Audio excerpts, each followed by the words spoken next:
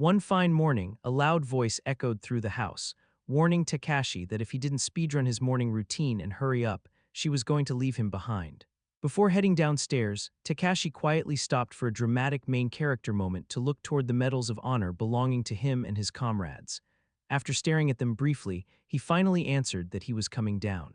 Meanwhile, Takashi's mother was radiating pure, wholesome energy, warmly telling them to enjoy school properly after being away from it for such a long time. After that, the group finally left the house together. From Takashi's memories, everything had begun 3 years earlier when war suddenly dropped the ultimate plot twist and spread across the entire world. The fighting broke out everywhere without regard for any country or location, all because of an alien invasion. Those horrifying days continued endlessly, so terrible that words could barely describe the absolute madness. Everyday life collapsed into a total nightmare while countless soldiers kept dying day after day, leaving nothing behind but the endless extermination of aliens. Takashi quietly let out a breath as he reflected on everything. After surviving through all those events and successfully destroying every single alien, he was finally scheduled to retire as of today. In a mental flashback, Takashi stared at the discharge papers in his hands, realizing 3 years had already passed since the day he was drafted as a soldier, which was the very same time he was supposed to be entering middle school. Looking back on it now, the time had passed faster than a skipped anime opening, and though he was not deeply emotional about it, there was still something inside his heart that felt touched. While watching the soldiers around him celebrate their survival, someone suddenly called out to him. His friend asked what he planned to do next, prompting Takashi to explain that he intended to return to his hometown before casually hitting Natalie with a reverse card, asking about her own plans. Natalie's tone suddenly dropped into a melancholic backstory as she explained that her hometown had already been completely annihilated, leaving her with absolutely nowhere else to go. Hearing that immediately made Takashi feel that the situation sounded incredibly pitiful. Confused, Takashi wondered what exactly she was trying to imply here, but Natalie simply giggled before suggesting the idea of Takashi taking her back to Japan so they could build a love nest and live together, admitting that she wanted to stay beside a certified strong man like him. But Takashi immediately denied that idea, insisting that he was definitely weaker than Natalie. Takashi quietly muttered to himself that there was really no helping it because he could never refuse Natalie whenever she asked for something, especially after she had clutched up and saved him so many times before. Natalie immediately became overjoyed and agreed with him, reminding him that he should properly treat the person who had literally saved his life. Takashi then reminded her that the living expenses would be split strictly 50-50, meaning she had to pay her share properly as well. Natalie started physically jumping around like an excited chibi character, happily agreeing that she would pay correctly and admitting that she was already looking forward to it. Takashi then thought about returning to his hometown first and reuniting with his parents, only hoping that they had not already assumed he was dead and held a funeral for him. Back at the place where they were staying, Natalie suddenly began thinking about something else while Takashi packed up his belongings. He asked her what exactly a retirement request was even supposed to be, and Natalie explained that it was basically something similar to a resignation letter. She had heard that people were supposed to write something like that whenever they quit. Otherwise, if someone disappeared without leaving behind any notice, the higher-ups would desperately start searching for Takashi. Hearing that made Takashi nervous, and he realized that he really should properly inform the Director General.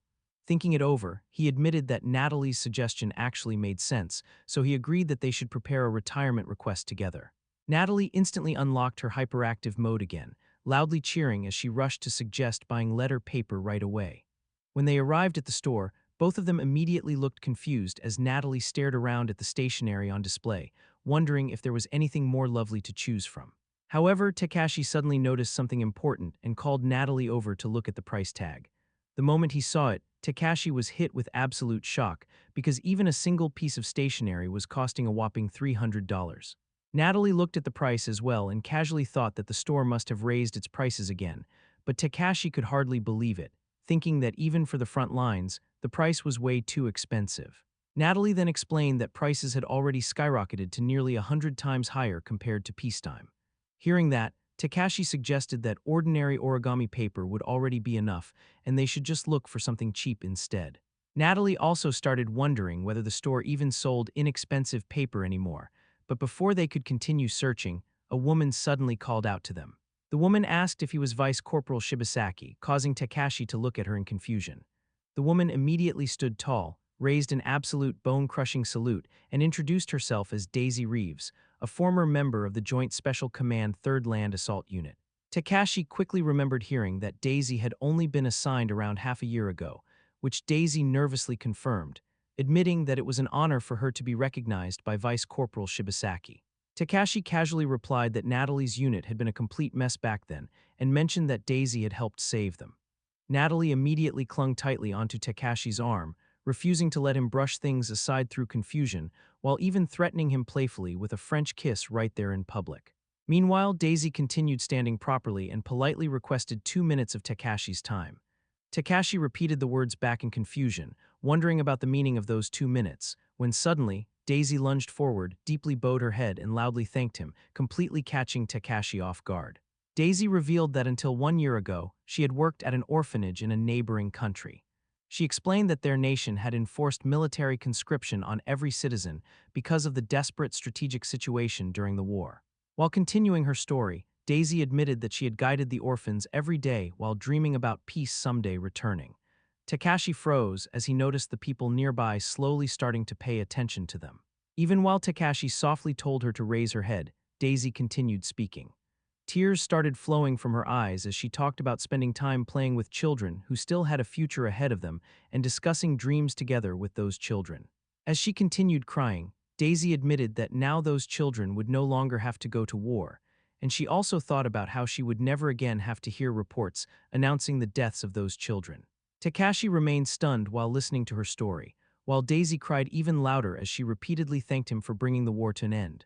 People inside the store slowly started turning their attention toward Daisy, and the entire atmosphere became awkward enough to hit Takashi with immense second-hand embarrassment. While trying to think of what he should even do in that situation, Takashi awkwardly responded that everything was really fine. After that, he quietly turned around and muttered to himself that staying there any longer would only make things even more awkward, so he urged Natalie to hurry up so they could head back home. Before leaving the store, Takashi suddenly shouted toward Daisy, telling her to be happy before quickly leaving the 2 girls behind. He immediately started running away, still unable to process how Daisy had suddenly burst into tears like that. Being thanked so intensely made Takashi feel strangely uncomfortable, feeling itchy to him in a way he could not explain because he simply was not used to receiving that much praise. So he honestly did not know what kind of expression he was supposed to make. While walking away, memories from the war suddenly resurfaced in his mind as he remembered one soldier saying that once his role was finished, he needed to leave that place immediately, while another soldier nearby had also shouted at him, insisting that he should stop pretending to be one of them because he was no longer human anymore. Takashi headed straight home afterward because he no longer wanted to deal with any strange commotions, so he planned to quickly deliver the retirement request and finish everything as soon as possible. Suddenly, Natalie arrived while carrying a sheet of paper, excitedly showing it to Takashi and proudly presenting how lovely it looked. Takashi could hardly believe that she had somehow managed to get such cute letter paper, but Natalie then explained that Daisy had given it to them as a thank you gift. Apparently, Daisy had originally been saving that stationery to send letters to the children back in her hometown. However, Daisy had thanked them and admitted that she no longer needed it anymore since she could see them in person, wishing for both Natalie and Takashi to live happily. Natalie immediately clung on to Takashi again, while happily saying that the 2 of them should definitely be happy together. Takashi quietly agreed while continuing to stare at the paper in his hands. As they looked at it, Natalie commented that for someone who belonged to their unit, Daisy surprisingly was not very jaded, describing her as straightforward, or rather simply honest. Takashi quietly guessed that the war had ended before Daisy became tainted by all the stupid behavior and antics inside their unit. After finishing the retirement request, Takashi finally headed toward his workplace. The moment he arrived, he happily handed the letter over to the Director General. Although the director immediately looked confused after receiving it, she asked what exactly it was, and Takashi casually explained that it was their retirement request, thoroughly expressing their desire to return to Japan as strongly as possible. The Director General stared silently at the paper for a moment before immediately rejecting it. Takashi instantly shouted in shock, unable to understand why, but the Director General calmly explained that the strange and disgusting voice Takashi had just used counted as sexual harassment and was worthy of a court-martial. Takashi quickly defended himself by insisting that he was still a sensitive teenager, but the Director General immediately questioned what he even meant by sensitive, arguing that if Takashi counted as sensitive, then everybody else in the world would have to become ultra-sensitive too, all while mumbling insults under her breath. Takashi also quietly muttered insults back at her under his breath, calling her unlucky all the way to her eyebrows, but despite that, he remained fully determined to go back to Japan. He continued trying to push forward with the retirement procedures, while Natalie happily added that the two of them would now live together from this point onward. The Director General suddenly stared at both of them with teary eyes before unexpectedly starting to cry, making both Takashi and Natalie feel incredibly uneasy. She immediately started yelling at Takashi, questioning why he was suddenly talking about retirement without considering the feelings of the Director General even a little. She pointed fingers at him while demanding to know what was wrong with him all of a sudden, continuing to rant that they were already overwhelmed with work since the war had only just ended, loudly begging him to at least help her out a little longer. The Director General then added that Takashi probably did not even realize yet that he would still need to sign a non-disclosure agreement. Takashi repeated the words non-disclosure agreement in confusion, and the Director General then explained that it was basically a contract stating that they were forbidden from talking about anything they had seen or heard during the war. Takashi quietly listened to her explanation as the Director General admitted that the war truly involved countless things that should never be spoken about openly. Even she herself had thrown her morals away just to survive through everything, and because of that, she understood the desire to hide those memories, and honestly, she did not want to talk about them either. She continued explaining that despite all of that, everyone still simply returned home on their own once everything ended. The Director General then revealed that she had been getting heavily scolded by the higher-ranking military officials lately because, according to them, if classified information were to leak out, somebody would need to take responsibility for it. After listening to her long explanation, Takashi simply responded that he honestly felt bad for her situation. However, he still questioned what any of that had to do with their retirement request. Since they were already planning to handle all the paperwork properly anyway, even though he carried the rank of vice corporal, Takashi pointed out that he was still nothing more than a 16-year-old brat, meaning there was no way someone like him could possibly have any real authority or responsibilities. The Director General immediately stared at him and questioned why he was making such an exhausted expression, looking at him pitifully while asking whether he truly did not feel sorry for the Director General constantly getting scolded like this. Takashi quickly responded that he had literally just said he felt sorry for her. However, he also questioned whether handling that responsibility was not already part of the Director General's actual job in the first place. The moment he said that, the Director General completely exploded in anger once again. She immediately declared that if Takashi was only going to act mean toward her, then his retirement request was officially rejected. She loudly announced directly toward him that from now on, Takashi would become the Director General's exclusive partner, meaning retirement was absolutely forbidden. Takashi's eyes widened in shock as he loudly demanded to know what she was even talking about while telling her to stop messing around with him. Meanwhile, the Director General started questioning herself emotionally, wondering why she should willingly let go of such an excellent soldier after everything for the sake of her own mental stability as Director General. She desperately begged Takashi to stay by her side, and she then started clinging on to him while trying to convince him by promising to shower him with affection. Takashi immediately rejected the idea, insisting that if the Director General truly wanted someone excellent, then she should simply go to Natalie instead of him. Right after saying that, he quickly turned toward Natalie and loudly tried to get her agreement. However, Natalie immediately clung tightly onto Takashi as well. She firmly declared that she belonged together with Takashi completely in both body and soul, meaning the two of them would never be separated. And afterward, Natalie mockingly told the Director General to rot miserably by herself while insulting her as a stupid eggplant. The Director General's expression immediately became even more frustrated after hearing that, and she stubbornly declared that both Takashi and Natalie absolutely had to stay, even if she had to use every bit of authority available to the Director General, fully refusing to allow either of them to retire. Meanwhile, Natalie only continued teasing the Director General after noticing tears starting to form in her eyes, casually joking that it served her right. Takashi stopped Natalie, telling her that he understood how she felt, but she really should not keep provoking the Director General any further. Meanwhile, the Director General continued sobbing loudly, and Takashi finally shouted for Natalie to just go home already. After they returned, Takashi immediately started packing up his belongings, and while doing so, he could not stop himself from cursing under his breath. There was no way he could accept only being allowed to go home as a reserve soldier, and even now he still was not convinced by any of it at all.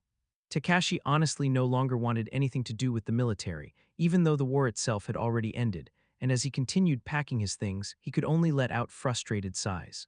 Natalie tried cheering him up, telling him not to look so depressed and suggesting that things were probably fine anyway because apparently, even reserve soldiers still continued receiving payments, meaning they could still live comfortably off passive income.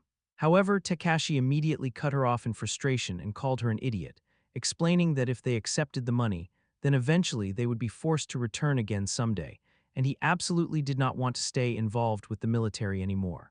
Natalie then started thinking about something and casually commented that Takashi really was an overly serious person.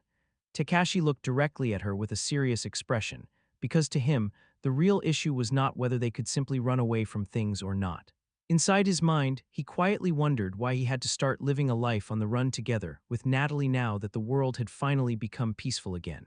He zipped up his bag, then turned toward Natalie while carrying his luggage.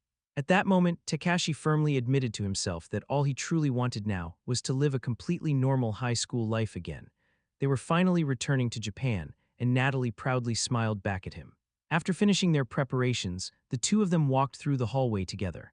They boarded their flight and sat beside each other during the trip before finally arriving at the international airport. After the long flight, they transferred onto the subway, both quietly enjoying each other's company throughout the cozy ride. Many hours later, they finally arrived at Takashi's hometown.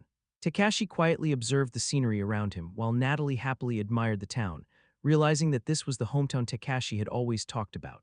Meanwhile, Takashi's eyes remained fixed on the familiar surroundings as he quietly reflected on how the town had not changed at all, exactly the same as it had been 3 years ago, meaning he really had managed to survive the plot and return home alive. While Takashi continued spacing out emotionally, Natalie suddenly commented that the town looked like the perfect place to build their love nest together.